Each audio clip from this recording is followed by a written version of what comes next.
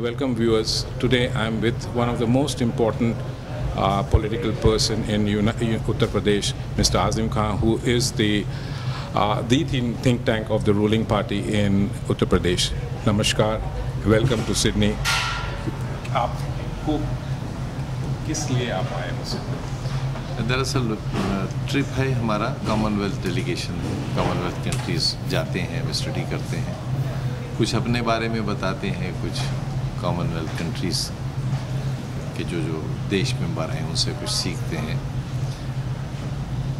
फ़ायदा होता है, अच्छे भले लोग मिलते हैं, उनके ख़यालात मिलते हैं, उनके यहाँ के कानून कैसे हैं, उन्होंने कैसे ऐसी तरक्की की है और क्या उनके आगे बढ़ने के नए नॉर्म्स क्या हैं।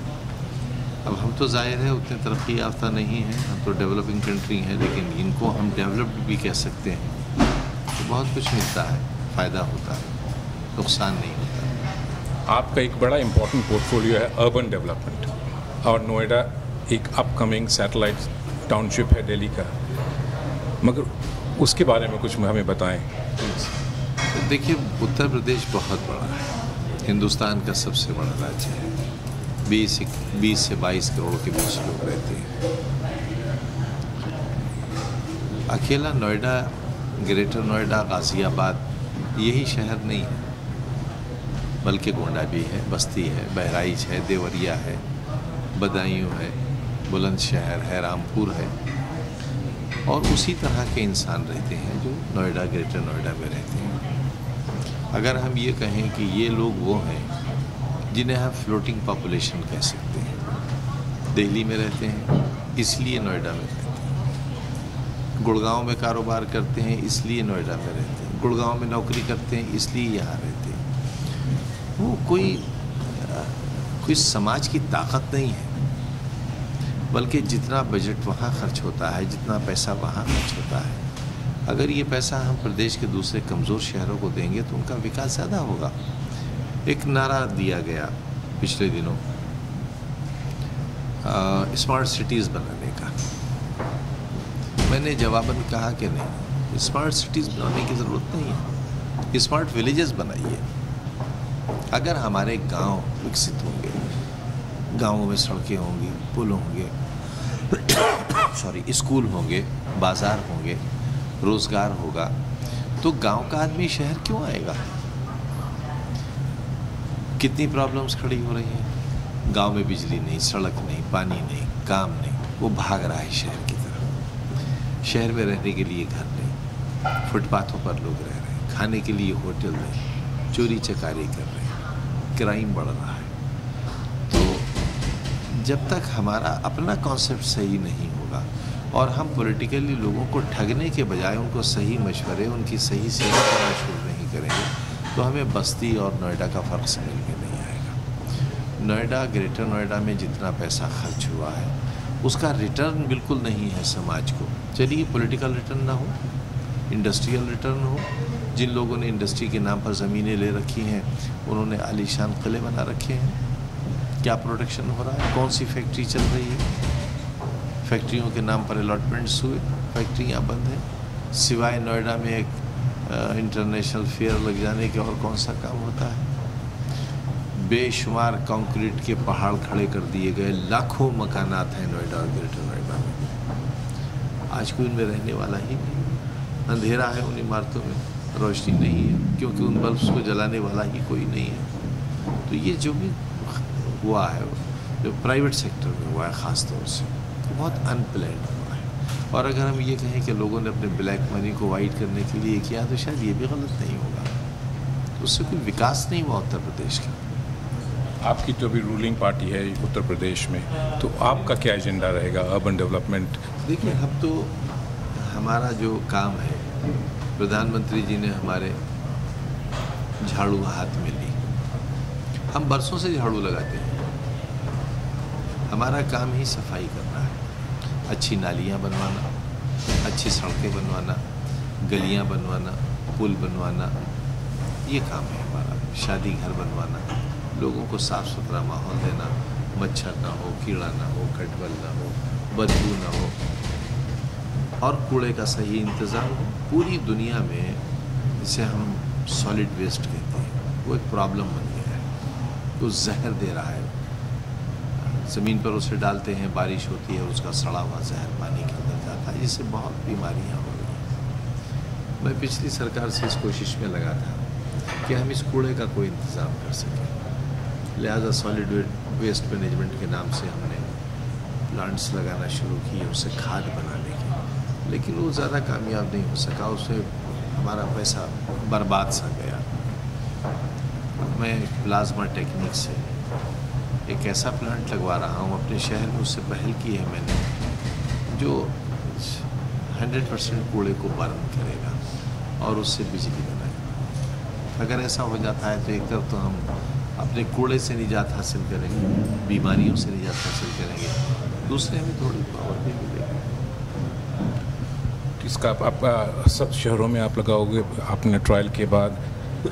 और इसकी शुरुआत तो हमने रामपुर से की है, लेकिन नेक्स्ट ऑफ़र हमारा कन्नौज के लिए है, इटावा, गाज़ियाबाद, मेरठ, लखनऊ, बड़े शहरों में भी लगे तो हैं। मसलन कानपुर में है, लखनऊ में भी है, लेकिन कामयाब नहीं है। जब तक 100% कूड़ा बर्न नहीं होता, पत्थर भी जब तक राख नहीं बनेगा, लोहा भी जब तक पिघलेगा नहीं, उसको दरअसल छान कर अलग करने में वो क्षमता है। कूड़ा अलग, पॉलीथीन अलग, पत्थर अलग, लोहा अलग, उसमें कॉस्ट बहुत आ जाती है। फिर जो चीज़ें बच जाती हैं वो खुद भी कूड़ा है, उन्हें कहाँ ले जाइए। लिहाजा अब जो नई टेक्निक्स आई हैं उनमें 100% बर्न करते हैं, पत्थर और लोहा भी उसमें जल जाता है, उसे लाइए। आपके सीएम अखिलेश यादव जी भी तो मेलबर्न में पड़े हुए हैं, मगर इस डेलीगेशन में वो क्यों नहीं आए? अब सभी लोग आ जाते तो फिर प्रदेश का क्या होता? तो मुखिया को तो वहाँ रहना ही था, मैं भी रहता और वो भी रहते। स्पीकर साहब हमारे साथ अपने ज़ाती कारणों से आज वो चले गए हैं, तो हम सब लोग एक साथ सफ़र नहीं करते। जैसे एक परिवार को एक जहाज़ में सवार नहीं होना चाहिए, इसी तरह तमाम जिम्मेदारों को एक साथ बाहर नहीं निकलना चाहिए। ये आपने सही कहा। और कितने दिन का ये आपका टूर है और आप लोग कहाँ कहाँ जाएंगे? अभी तो आप कई मुल्क देखेंगे, ऑस्ट्रेलिया, उसके बाद न्यूजीलैंड जाएंगे, वतन जाएंगे, क्योंकि वतन बहुत याद आ रहा है। हम आपकी तरह पत्थर दिल नहीं है कि आपको वतन याद नहीं आता। हम तो वतन से 4 दिन दूर नहीं रह सकते।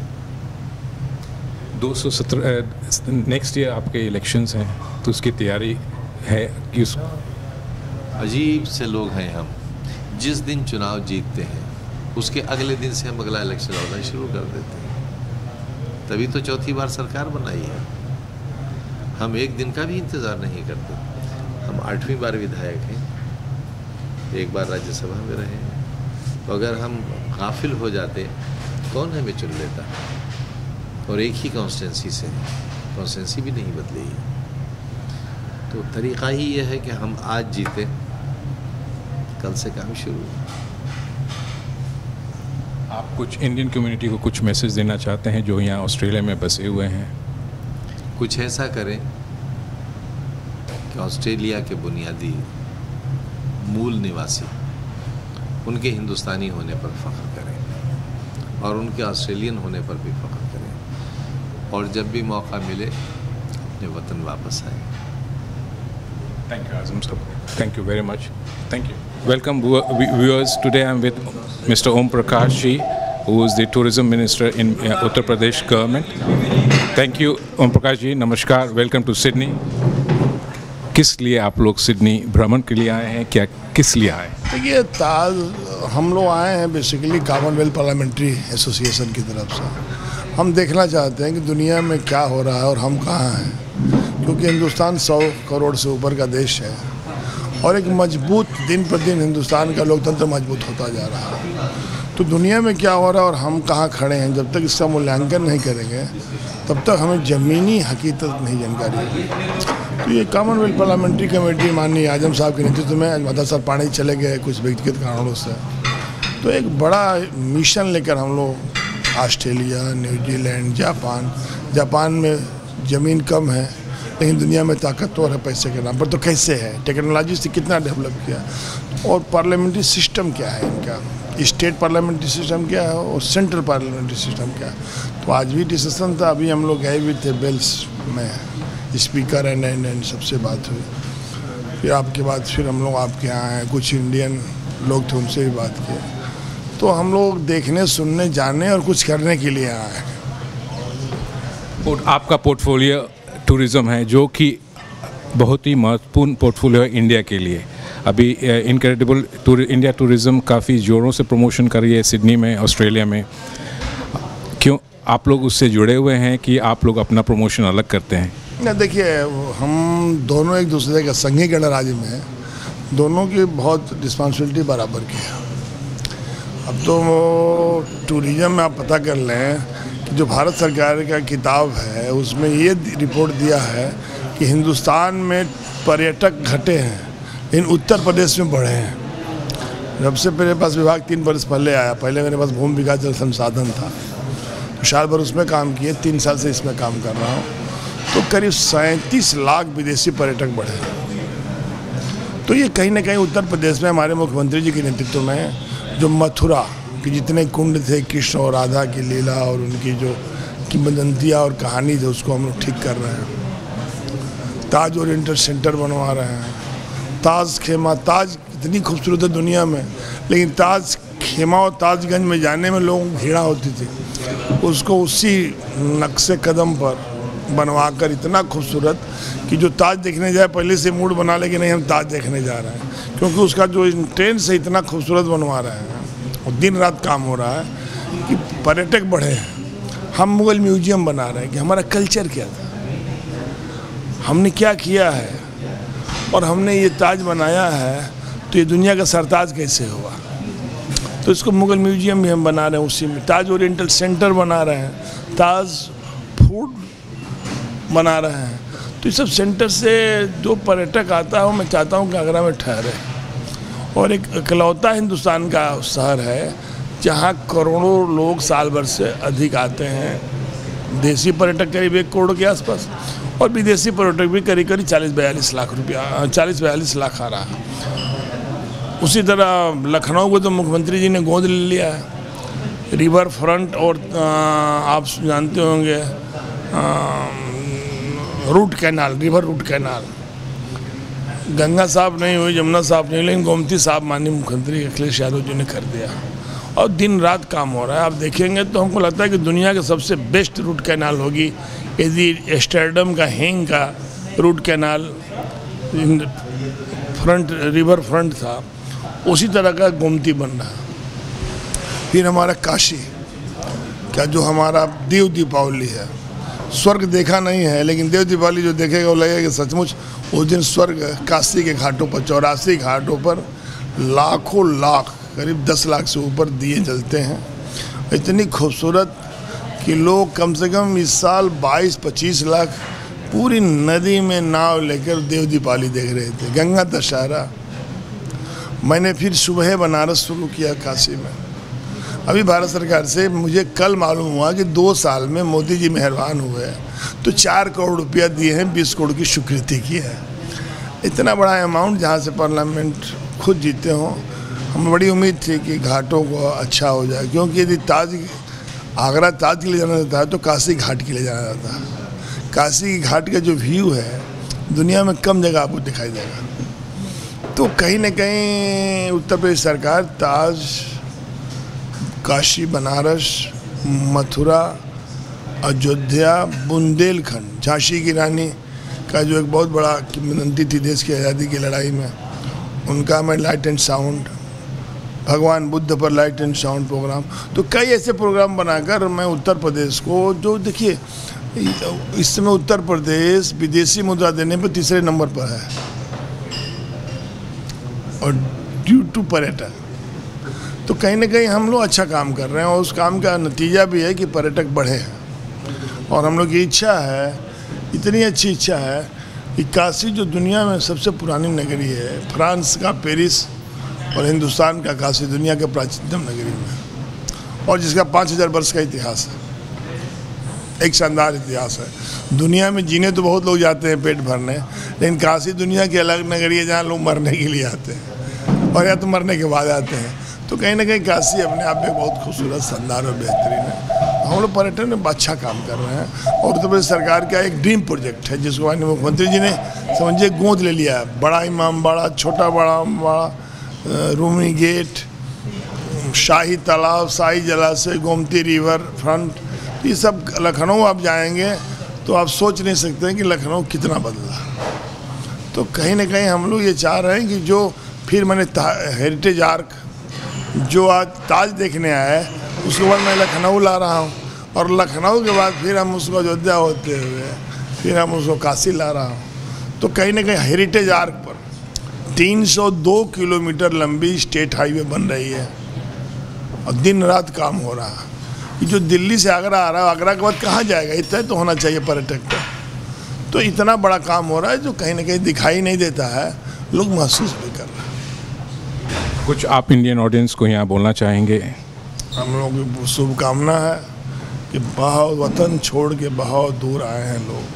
हम चाहेंगे कि जहाँ हैं वहाँ की भलाई के लिए और ख़ास करके जहाँ से आए हैं उसकी तरक्की के लिए दुआ भी करें और हो सके तो उसकी मदद करने का भी काम करें। और परिवारों को भी, जिस परिवार को छोड़ के आए हैं, मैं उस पीढ़ी के बाद की पीढ़ी से भी कहूँगा कि बाप दादा छोड़ के उस अपने वतन को आए हैं तो उनका भी धर्म कर्म फर्ज गज बनता है कि वो भी उतना ही मोहब्बत करें जो बाप दादा अपने मुल्क से मोहब्बत करें। Thank you very much for giving us time and thank you viewers. Thank you.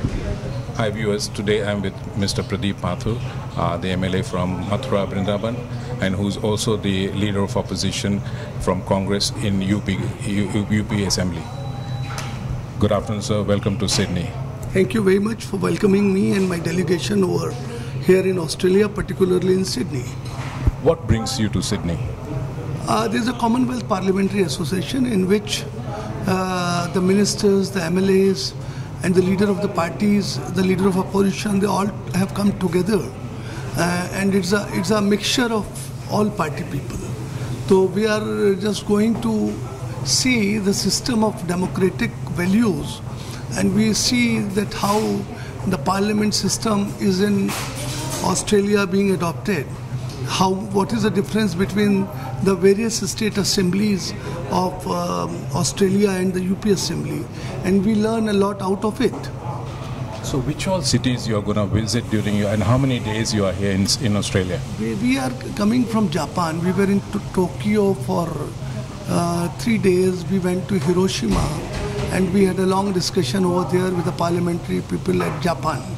From Japan to Australia we have come, and Sydney is the first city.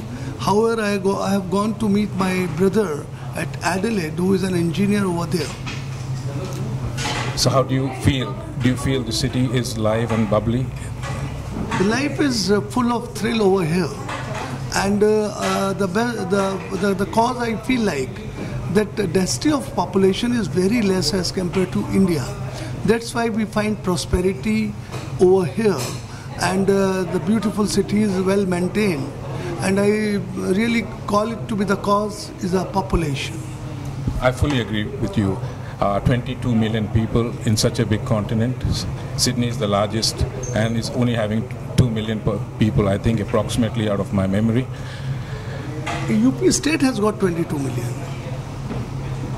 And how many people in Mathura Vrindavan?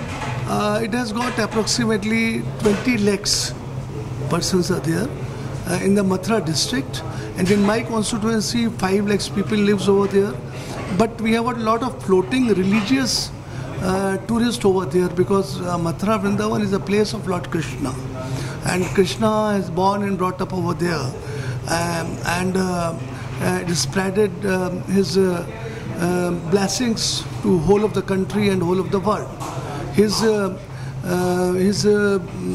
thought for he has given the message of love, and he has given the message of unity. He has given the message of unity among diversification from there, from Kurukshetra. So his message is well known in Bhagavad Gita itself.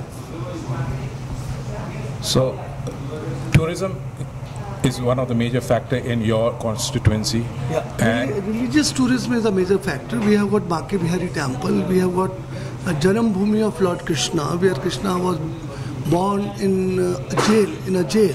Still, that jail is there, and we have got the common wall of mosque and temple together, which shows the secularism, the strength of secularism in our country. Hindu and Muslims are together, and they live together, they love together, and we have got a wonderful feeling of that kind. elections are next year for UP. Have you started preparing? Is there an agenda? You're going all out on your own, or you're going to be in part like what you did in Bihar? So what is the plan? Yeah. Our leader Rahul Gandhi ji and Sonia Gandhi ji are very much concerned because they are the member of parliament from UP itself. Rai Bareli and Amethi is their respective constituencies, and the party has engaged Prashant Kishore, who is a consultant for the election. He was consultant for the Bihar Chief Minister. He was a consultant of the Prime Minister of India. Now he has joined hands with the Congress party. And for Punjab and UP, he has tied up with the Congress, and he has given the direction to how to fight the election. We may go in alliance with the party, but it is too early because elections have got one more year to go, and these alliances are done 2, 3, 4 months before. Did you have a chance to interact with any of the politicians in Sydney? We met one MLC and one member of parliament today, but I reached little later when everything was finished because I returned from Adelaide. But of course, we had lunch with them. Any message you want to give to our Indian community out in Australia? I think the quite good number of Indian communities in Sydney, they should live together with love and affection. I invite all of them to visit Mathura Vrindavan whenever they are wanting to. When they are coming to India, they can contact me. They can contact me, and I can give you the number 9412279150. So I am inviting all Indian people, whenever they want to, they can contact me, and I'll make their arrangement for stay, eating and everything, because I am representing Mathura Vrindavan for last 20 years, and I think that if I am inviting for darshans of Lord Krishna, so definitely the blessings of Lord Krishna to the extent of 5% will automatically credit to my account. So I always welcome wherever I go. I invite everybody in bulk. He is a passionate politician. He has opened my eyes. This is the first time I'm interacting with a politician from India who's trying to sell his product. We need leaders like Mr. Mathur, who is trying to sell his hometown to Indian community in Sydney. That is the passion, and that is the type of leaders we should be having in our community. Thank you very much. Today I'm sitting in front of Mrs. Aruna Kumari, the Cultural Minister from Uttar Pradesh government. Namaskar, Aruna ji. Namaskar. Welcome to Sydney. Thank you. ये आपका पहली बार है कि आप पहले भी आ चुके हैं? ये मेरा पहला ट्रिप है। तो आपको कैसा लग रहा है सिडनी? यहाँ सिडनी में बहुत अच्छा लग रहा है, और यहाँ पर देख करके और भी अच्छा लग रहा है कि हमारी भारतीय संस्कृति भी यहाँ पर है, और उसकी झलक भी हमको देखने को मिल रही जगह जगह। इंडिया में पॉलिटिक्स आप घर भी चलाना है आपको, और पॉलिटिक्स में भी हो आप, कैसे ये आप टाइम मैनेजमेंट आप कैसे करते हो? क्योंकि अगर मुझे कहा जाए कि घर देखो और नौकरी भी करो तो मुझे अभी काफ़ी परेशानी होती है। आप कैसे करते हो इसको? महिला मतलब एक नारी शक्ति, माँ दुर्गा।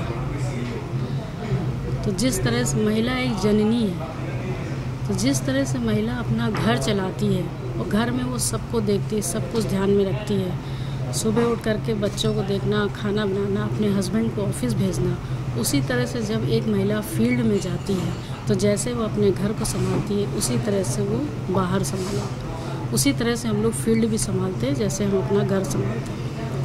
आपकी इच्छा कब हुई कि आप पॉलिटिक्स में आए? आपकी इच्छा कब हुई कि आप पॉलिटिक्स में आए? हम सन 99 में पॉलिटिक्स में आए। 1999 में लोकसभा का चुनाव लड़े थे।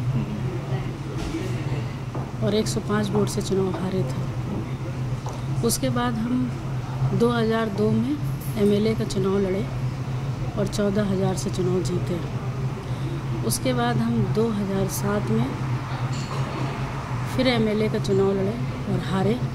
फिर हम 2012 में चुनाव लड़े एमएलए का और हम चुनाव जीते और फिर मिनिस्टर बने उसमें। और आज हम आपके सामने मिनिस्टर। कल्चर मिनिस्टर का ओहदा एक बड़ा ही इम्पोर्टेंट हमारे स्टेट के लिए होता है और या कंट्री के लिए है, तो आपका क्या इसमें आपका क्या फोकस है, आप क्या करना चाह रहे हो कल्चर वाले डिवीज़न में, जिसमें उसके बारे में अगर आप कुछ बताएं तो अच्छा लगेगा। देखिए, संस्कृति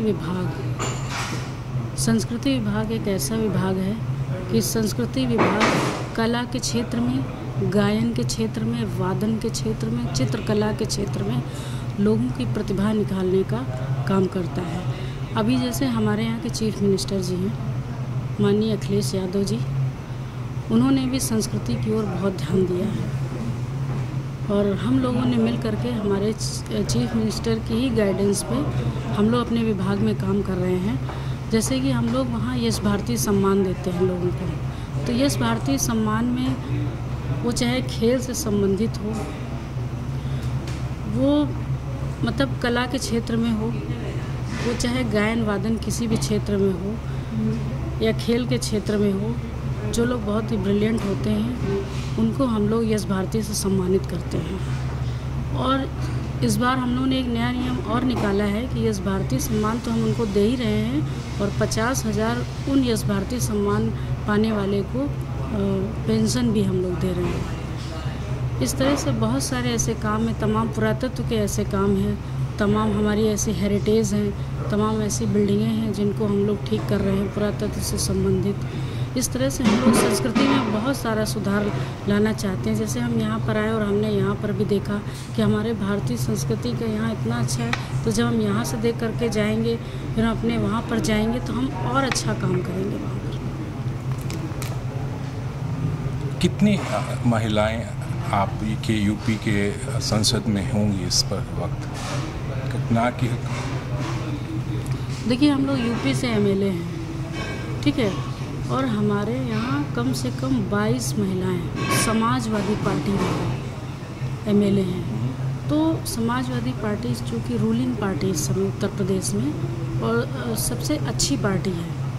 और भी पार्टी में कई एमएलएज हैं महिला, मगर जितनी समाजवादी पार्टी में उतना अभी किसी और पार्टी में, वो चाहे बीजेपी में आप ले लीजिए, उसमें भी इतनी महिलाएं नहीं हैं, ना बीएसपी में है ना कांग्रेस में है। सबसे ज़्यादा महिलाएं समाजवादी पार्टी में हैं। तो महिलाओं को इतना ज़्यादा प्रोत्साहन दे रही है समाजवादी पार्टी। हमारे मुखिया माननीय मुलायम सिंह जी यादव, माननीय अखिलेश यादव जी जितना ज़्यादा विकास कर रहे हैं पूरे उत्तर प्रदेश का, उसी तरह से वो महिलाओं को भी ध्यान में रख करके उन्होंने, चाहे वो शिक्षा के क्षेत्र में हो, चाहे वो खेल के क्षेत्र में हो, हमारे समाज में महिलाएं कैसे आगे बढ़ें, इसके लिए हमारे मुख्यमंत्री जी बहुत सारे ऐसे काम कर रहे हैं। पढ़े बेटियां, बड़े बेटियां, ठीक है। और अभी आपने देखा इन्हीं सब चीज़ों से, और जैसे तमाम साइकिलें बांट रहे हैं माननीय मुख्यमंत्री जी, और इतने इंजीनियरिंग कॉलेज बनवा रहे हैं ताकि हमारे समाज में लड़कियां और आगे बढ़ें। अभी आपने देखा इन्हीं सबको देखते हुए अभी हमारे यहाँ पंचायत के चुनाव हुए थे, तो उसमें महिलाओं की ज़्यादा से ज़्यादा भागीदारी थी। समाजवादी पार्टी ने ज़्यादा से ज़्यादा महिलाओं को टिकट दिया और ज़्यादा से ज़्यादा महिलाएं पंचायत के चुनाव में जीत करके आई हैं। ये जान के बड़ी खुशी हुई कि आपके पार्टी के 22 सदस्य महिलाएं हैं और आप महिलाओं के ऊपर गुजारा ये है। आप कुछ अपने भाई बासी जो यहाँ रहते हैं उनको कुछ कहना चाहेंगे? हम यही कहना चाहेंगे कि जिस तरह से हम लोग यहाँ पर आए हैं और हम लोगों ने यहाँ पर देखा और आप लोगों से मिले, यहाँ के लोगों से मिले, और यहाँ पार्लियामेंट में गए, यहाँ पर हम विधानसभा में गए, हम लोग को यहाँ पर लोगों से मिल कर के बहुत अच्छा लगा। यहाँ की सभ्यता, जो कि हम कल्चर मिनिस्टर हैं तो हम जहाँ भी जाएंगे तो हम कल्चरल से ही संबंधित ज़्यादा ध्यान देंगे। तो यहाँ पर आकर के बहुत अच्छा लगा। और सबसे बड़ी बात ये लगी कि हिंदुस्तान के जो लोग यहाँ पर आए हैं वो यहाँ पर आकर के जो काम कर रहे हैं, और जब हम लोग यहाँ पर आते हैं उनसे आकर के मिलते हैं तो हम लोग को और भी ज़्यादा खुशी होती है कि हम अपने ही लोगों के बीच में आकर के आए हैं। तो हम सब लोगों से यही कहना चाहते हैं कि जिस तरह से वो लोग यहाँ पर आकर के डटे हुए हैं उसी तरह से सभी लोग डटे रहें और अपनी अपनी जगह पर रह करके अपनी प्रतिभा को निखारें और अपने देश की प्रतिभा को निखारें। Thank you, Aruna ji. No, thank you. Welcome, viewers. Today I'm with Dr. Ashutosh Mishra, the India Engagement Fellow from the University of Queensland, who is facilitating this group of UP legislators and ministers in Australia. Welcome, Ashutosh. Thank you. Thank you for getting me on your magazine, and thank you for giving me this opportunity to share what we are doing as a part of this delegation. What brings this big delegation from Uttar Pradesh, where you have all the top ministers and MLCs and leader of opposition coming to a country like Australia? What brings them here? I think first of all, the Chief Minister of Uttar Pradesh, Mr. Akhilesh Yadav, is a young blood. He's a forward-looking young politician. He himself is an alumnus of University of Melbourne. He has been to Australia, so he has got special liking for Australia. There are a lot of good things that he had seen in this country. So after he had gone there, he had urged his legislators to come to Australia, to go to different cities and learn from how Australians do work in the government, in the society, at the community level. What are the best practices that they can borrow from this country? So that's why you have got a mixture of legislators, MLAs, from different parties, from the Samajwadi Party, or from the Congress Party, then you also have from the Rashtriya Lok Dal. So they all together form this group. You have got ladies, legislators, one Mrs. Corey, she's Minister for Women and Culture. She has come here to learn from their counterpart ministry. Today they had a very fruitful interaction with the New South Wales Parliament. They were trying to learn about the parliamentary ways here in New South Wales. There were many issues that were exchanged in terms of how the New South Wales Parliament functions, how amendments take place, how a bill is passed, and how legislators here, they share the achievements also of the community in the House. So there are many things that they learned today from their interaction with the New South Wales Parliament. And so this is what they are here for. They are going to Melbourne. They have been to Japan. They have been to Cairns because there's a Minister for Tourism, Mr. Om Prakash Singh, who is also a part of the delegation. Then you have Mr. Azam Khan, a stalwart from Uttar Pradesh politics and national politics, I should say. And he is the Minister for Parliamentary Affairs and Minority Affairs, and he's a very dynamic politician who started his university, who started several schools for poor kids in the state. So he has come here to learn people like us who are in the academic sector here, who wants to borrow best practices with which he can uplift the standard of education and research in the university that he has established in Uttar Pradesh. And he's also going, he has been to Cairns, he has been to Japan, he is now here in New South Wales. He will then go to Melbourne, interacting with the Victorian Parliament. So they are on a mission where they can borrow good practices from Australia, from Australian state legislature, from the community, and also in the process profile what Uttar Pradesh government stands for, what they want, their vision for Uttar Pradesh in the years to come, and in the process try to learn from the best practices that I hear that they can learn from.